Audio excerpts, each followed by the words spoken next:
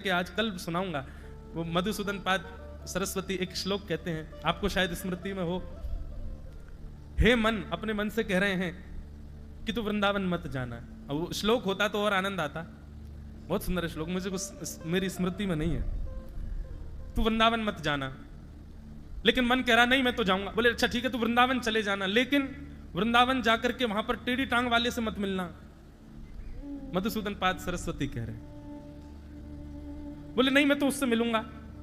बोले उससे मिलेगा, नहीं मानेगा। बोले नहीं मैं तो मिलूंगा। बोले अच्छा मिल लेना, उसकी बात मत सुनना। बोले मैं तो सुनूंगा। तो कह रहे हैं बात सुन लेना, लेकिन उसका पालन मत करना।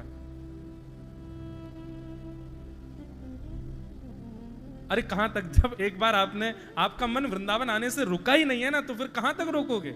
वृंदावन आ गया मतलब कृष्ण के पास आ गया। वृंदावन परम सत्य है। ठाकुर जी का सच्चिदानंद रूप में सत्य स्वरूप है श्री वृंदावन। क्यों? क्योंकि आज भी अनुभव होता है ठाकुर जी का वहां। वृंदावन वसति लीला परिचरो जगन्नाथ स्वामी नयन पथगामी भवतु में। महाराज जी जगन्नाथ जी में दर्शन करने गया ठाकुर जी के, तो पूरे दिन ठाकुर जी सामान्य रहते हैं, लेकिन रात्रि में आप शयन में जगन्नाथ जी को जब देखेंगे तो जैसे आज हमारा पुष्प श्रृंगार हुआ, ऐसे जगन्नाथ जी का रात्रि में पुष्प श्रृंगार होता है। बाकी के सब जगह मंदिरों में विधान ऐसा है कि श्रृंगार कम किया जाता है। रात्रि में ठाकुर जी शयन में जा रहे हैं, पर श्री जगन्नाथ धाम में पुरी में ठाकुर जी का अद्भुत श्रृंगार और पुष्पों से श्रृंगार किया जाता है ठाकुर जी का। तो हमने वहां के पुजारी जी से पूछा कि जगन्नाथ जी को इतना काय को सजा रहे हो? भाई रात में सोने जा रहे हैं, इतनी माला आपने पहना दी, ठाकुर जी को चुभेगी नहीं? तो वहां के उड़िया हमारे जो वैष्णव हैं, पंडा पुजारी हैं, वो सब बोले अरे नहीं नहीं नहीं, ठाकुर जी सोने थोड़ी जा रहे हैं, तो श्रृंगार करके तो कहीं घूमने जाते हैं। तो मैंने कहा कहां जा रहे हैं? बोले कि ठाकुर जी के कपाट बंद होते ही श्री जगन्नाथ जी यहां से अंतर ध्यान हो जाते हैं और सीधे वृंदावन में रास विहार करने के लिए गोपियों के समीप पहुंच जाते हैं।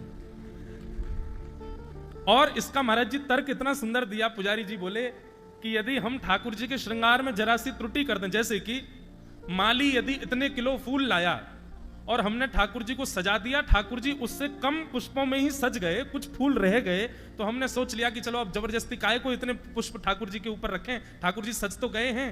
तो ठाकुर जी स्वप्न में दर्शन दे करके गुस्सा करते हैं कि तुमने हमारा श्रृंगार कम किया। आज वो फूल जो बचे रह गए थे, क्यों तुमने छोड़ा उनको? श्री जी ने और वृंदावन की गोपियों ने हमको बड़ी डांट लगाई कि तुम अपना श्रृंगार करके नहीं आए हैं, रास बिहार में आए हो, अच्छे से सज धज के आया करो। इसलिए जितने पुष्प आते हैं सारे पुष्प ठाकुर जी को धारण कराए जाते हैं। क्यों? क्योंकि शयन होते ही श्री जगन्नाथ जी वृंदावन पहुंच जाते हैं और वहां रास विहार करते हैं। वृंदावन सत्य है। द्वारिकाधीश कपाट बंद होते ही द्वारिका में द्वारिकाधीश का भीतर बैठे नहीं, सीधे वृंदावन पहुंचते हैं। अच्छा देखो, इसको घटित कैसे करोगे? मेरे मन का भाव है, कहीं लिखा भाव नहीं है। वृंदावन में महारास होता है और महारास का मतलब है जितनी गोपी उतने कृष्ण। तो वृंदावन के ले लो राधा रमण जी, वृंदावन में बिहारी जी, वृंदावन में राधा वल्लभ जी, वृंदावन में गोपीनाथ जी, मदन मोहन जी, दामोदर जी आदि आदि। फिर भी लाखों गोपियों की, करोड़ों गोपियों की पूर्ति तो होगी नहीं। इतनी सारी गोपियां हैं तो उनकी पूर्ति कैसी होगी? तो श्री पंडरीनाथ भगवान भी पहुंच जाते हैं, श्री जगन्नाथ भगवान भी पहुंच जाते हैं, श्री द्वारिकाधीश भी पहुंच जाते हैं, श्री बद्रीनाथ भी पहुंच, जितने भी श्री कृष्ण के, श्रीमन नारायण के पूरे भारतवर्ष में जहां कहीं भी ठाकुर जी के देवस्थान हैं, शयन होते ही ठाकुर जी वृंदावन पहुंच जाते हैं और वहां पर रास विहार करते हैं। अनेक रूप से ठाकुर जी रास कर रहे हैं। तो वृंदावन सत्य है, वृंदावन सत्य है। और उस सत्य वृंदावन में चैतन्य कौन है? वृंदावन में चैतन्य वहां की श्री यमुना जी है। वो चैतन्य है, वो अचल नहीं है, चलती हुई दिख रही है। वो बात अलग है कि आज दूषित हमने बहुत कर दी, पर वो चैतन्य है। ब्रजवासी ये चैतन्य है। ब्रजवासियों को कभी कभी अगर कोई ब्रजवासी मिल जाए ना, तो कभी कभी उसको श्री कृष्ण मान करके ही उसके चरण स्पर्श कर लेने चाहिए या उसको हृदय से लगा लेना चाहिए। वो चैतन्य है। वृंदावन में जन्म लेने वाले, वृंदावन में विचरण करने वाले वहां के ब्रजवासी, ये सब चैतन्य स्वरूप हैं ठाकुर जी के। उनके दुर्गुणों को मत देखो, उनकी दूषित अवस्था, उनकी वचन बोली को मत देखो। वो श्री कृष्ण ही हैं। क्षण भर के लिए अपने चित्त में ये भाव लाकर के उनका दर्शन करो। इस प्रकार से यदि ब्रजवासियों को देखना प्रारंभ कर दिया जाए कि सब श्री कृष्ण हैं, ये सब चैतन्य श्री कृष्ण के स्वरूप हैं, निश्चित उन घूमते फिरते ब्रजवासियों में आज नहीं तो कल, कल नहीं तो महीने बाद, नहीं तो वर्ष बाद कभी तो साक्षात त्रिभंग ललित श्री कृष्ण के दर्शन हो जाएंगे। सत्य श्री वृंदावन, चैतन्य वहां के ब्रजवासी, वहां की यमुना जी, ये चैतन्य है, चैतन्य श्री कृष्ण है। और वृंदावन में आनंद कौन है? रसिक जनन के मध्य में बैठ करके जब भगवत चर्चा गुणानुवाद सुनकर के चित्त में जो स्फूर्ति स्फुटित होती है, जो प्रस्फुटित होती है स्फूर्ति, वही आनंद है। सच्चिदानंद रूपाय। वृंदावन चले गए तो स्थूल श्री कृष्ण से मिल लिए, वृंदावन जाकर के ब्रजवासियों से मिल लिए तो समझो चैतन्य श्री कृष्ण से मिल लिए, और वृंदावन जाकर के वहां के भगवत रसिक जनों के मुख से यदि वृंदावन के गुणानुवाद यश कीर्ति का श्रवण कर लिया और उसको श्रवण करके चित्त में एक स्फूर्ति हो गई, एक रोमांच सा होने लगा, तो समझ लो आपके चित्त में आनंद श्री कृष्ण प्रकट हो गए। सच्चिदानंद रूपाय। श्री कृष्ण के ही 3 रूप है। ये ऐसा भाव, एक ब्रजवासी को प्रणाम किया तब उन्होंने ये दिया, सच्चिदानंद रूपाय। भगवान के 3 रूप हैं, सत्य, चैतन्य और आनंद। श्री दत्त भगवान के भी जो दर्शन हो रहे 3 रूप हैं, यह भी सत्य, चित्त और आनंद है। सच्चिदानंद रूपाय।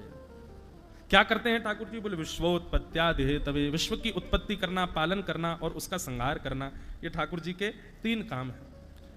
तापत्रय विनाशाय, 3 तापों का विनाश करने वाले ऐसे श्री कृष्णाय वयम नमः। ऐसे श्री कृष्ण को हम बारंबार प्रणाम करते हैं, उनको बारंबार।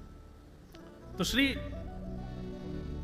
जनाबाई की इतनी चर्चा सुनी कि बोले महाराष्ट्र में एक परम भक्ता है जनाबाई, ठाकुर जी की परम भक्त है। श्री कबीरदास जी उनका दर्शन करने के लिए आए, और जैसे ही दर्शन करने के लिए पहुंचे, पूछते पूछते जनाबाई कहाँ है, जनाबाई कहाँ है, उनको प्रणाम करना है। किसी ने मार्ग बता दिया, वहां चले जाओ, उधर बैठी हैं। संभवतः उसी समय क्या देखा, जैसे ही कबीरदास जी का पहुंचना हुआ तो 2 आपस में पड़ोसी माताएं एक दूसरे से लड़ रही थी, मराठी भाषा में लड़ रही थी। अब हमको बोलनी तो आती नहीं, तो बताते कैसे लड़ रही थी। एक दूसरे से लड़ रही थी, और किस बात पे लड़ रही थी? गोबर के ऊपले खींच रही थी। एक मैया कह रही थी ये मेरा है, दूसरी कह रही थी ये मेरा है, और भीड़ चारों तरफ खड़े होकर के देख रही थी। कबीरदास जी ने पूछा भैया क्या हो रहा है? बोले लड़ाई हो रही है। लड़ाई हो रही है, अच्छा ये सब छोड़ो, ये बताओ जनाबाई कहाँ है? बोले वो सामने जो कंडा खींच रही है वो जनाबाई तो है, वो जो गोबर का उपला खींच रही हैं और जोर जोर से चढ़ चढ़ के सामने वाली के ऊपर जो चढ़ रही हैं, बार बार मुष्टिक दिखाती हैं। क्या कैसे बोलेंगे मराठी? माझा कंडा। क्या गोबर के उपले को क्या बोलते हैं महाराज जी? हैं? गोबरी, माझी गोबरी। माझी मतलब मेरी। मराठी भाषा भी बड़ी अच्छी। मराठी भाषा में कहीं कहीं संस्कृत के शब्द आते हैं। माझे माहेर पंढरी आहे भीवरे छातेरे। हमको एकाध अभंग भी महाराज जी गाएंगे ना, कथा में सुनाएंगे बीच बीच में। माझे बहिण चंद्रभागा तकरे से पाप भंग, माझे माहेर पंढरी आहे भीवरे छातेरी। श्री एकनाथ जी महाराज का पद। एकनाथ जी कहते हैं बाप आणी माझे विठ्ठले रखुमाई। एकनाथ जी से किसी ने पूछा आपका परिवार कहाँ है, तो अपने परिवार का वर्णन कर रहे हैं। यहां महाराष्ट्र के भक्तों के भाव इतने सुंदर हैं कि क्या बताएं। एकनाथ जी कहते हैं मेरे माता पिता कौन है? बोले विठ्ठले रखुमाई। विठ्ठल और श्री रुक्मणी जी मेरे माता पिता हैं। और बोले माझी बहन चंद्रभागा, चंद्रभागा मेरी बहन है। बोले कैसी बहन है? बोले जो सबके पापों को दूर करती है, ऐसी चंद्रभागा मेरी बहन है। अच्छा तुम्हारा मायका कहाँ है? बोले माझे माहिर पंढरी, पंढरपुर मेरा मायका है। एका जनार्दनी शरण, एका जनार्दनी शरण,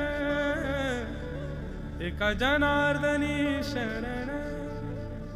शेखनाथ जी महाराज ऐसा सुंदर भाव गाते। तो कथा चल रही जनाबाई की, जनाबाई लड़ रही हैं। कबीरदास जी बोले जनाबाई कहाँ है? बोले ये जो कंडा मांग रही हैं, माझी गौरी कहकर के जो खींच रही है, यही है जनाबाई। कबीरदास जी बोले राम राम राम राम। इनकी इतनी प्रशंसा सुन के आया था मैं, ऐसी भक्ता, ऐसा नाम गान करती हैं, ठाकुर जी से इतना प्रेम करती हैं, इतना लाड लड़ाती हैं, ठाकुर जी का इतना स्मरण, ठाकुर जी इनके संग पल्लू पकड़ करके घूमते हैं, मैंने इतनी प्रशंसा सुनी। बताओ ये तो कैसी विषयासक्त माता है? गोबर की गोबरी के पीछे लड़ रही हैं, एक कंडे के पीछे लड़ रही हैं। कबीरदास जी के मन में संशय आ गया, ये भक्त कैसे हो सकती है भगवान की? तभी कोई बुद्ध पुरुष गया, उसने जाकर के, कबीरदास जी गए, कबीरदास जी जाकर के बोले, मैया आप इतना भजन करती हो, इतना कीर्तन करती हो, इतनी बुद्धि नहीं आई आप में? बताओ गोबर के कंडे के पीछे लड़ रही हो? अरे छोड़ दो, गैया रोज गोबर करती है, फिर से थाप देना, दूसरे हो जाएंगे, काय को लड़ रही हो? एक आध दो गोबर उसने तुम्हारे ले भी लिए हो तो इसमें लड़ने की क्या बात है? जनाबाई बोली, नहीं नहीं नहीं, ये वाला गोबर मेरा है, ये वाला गोबर का उपला मेरा है, वो वाला मेरा है, और वो कोने में जो पड़ा है वो वाला मेरा है। कबीरदास जी बोले, तुमको पहचान कैसे कि तुम्हारी है? अरे गोबर के उपले एक जैसे दिखते हैं, तुमको कैसे पता कि तुम्हारे यहां की गैया का गोबर का उपला कैसा है? जनाबाई ने एक कंडा उठा करके दिया और कबीरदास जी से बोला, इसको कान पे लगाओ। कबीरदास जी ने कान पे लगाया, बोले कुछ सुनाई दिया? बोले नहीं। अब ये मेरा कंडा है, इसको कान पे लगाओ। जनाबाई का कंडा जैसे ही कबीरदास जी ने कान पे लगाया, विठ्ठल विठ्ठल विठ्ठल विठ्ठल विठ्ठल, कंडे में से ही सुंदर ठाकुर जी का नाम गान प्रकट हो रहा था। श्री कबीरदास जी के नेत्र सजल हो गए, चरणों में गिर गए, मां मुझे क्षमा कर दो, मैं आपके रूप को नहीं जान पाया। अरे मैं तो सोच रहा था कैसी विषयासक्त माता, विषय भोग, विषय संसार की छोटी सी वस्तु के ऊपर लड़ रही है, पर आप तो ऐसी भक्ता हो कि विषय का स्पर्श कर दो तो वो विषय भी भगवान का भोग बन जाए, भगवान का प्रसाद बन जाए। आप तो वो मैया। ऐसी जनाबाई, ऐसे तुकाराम, ऐसे नामदेव, ऐसे एकनाथ, ऐसे ज्ञानेश्वर, कैसे कैसे भक्त हुए हैं इस महाराष्ट्र की भूमि में। उत्पन्ना द्रविड़ेशाहम वृद्धिम कर्नाटके गताम क्वचित क्वचिन महाराष्ट्रे गुर्जरे जीर्णताम गतः। भक्ति का जो परिचय है वो महाराष्ट्र में पली बड़ी है। इसलिए हम भले ही उत्तर भारत से आते हैं, पर इस बात को हम स्वीकार करते हैं कि हमारे उत्तर भारत से कई गुना, कई लाख गुना श्रेष्ठ भक्ति का संचार महाराष्ट्र के वैष्णवों के हृदय में है।